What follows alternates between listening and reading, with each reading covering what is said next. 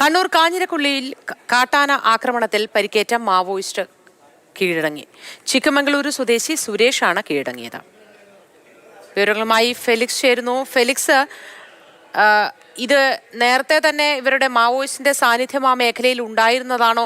ഇത് എങ്ങനെയാണ് ഇതിലേക്ക് എത്തിയത്?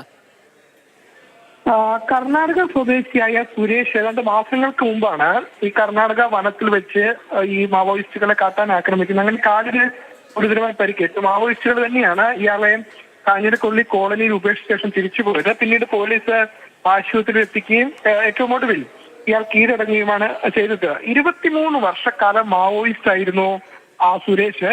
ഏറ്റവും ഒടുവിലാണ് ഈ ആനയുടെ ആക്രമണം ഉണ്ടാകുകയും പിന്നെ ചികിത്സ തേടിയെത്തുകയും പോലീസിൽ കീഴടങ്ങുകയും ചെയ്തത്.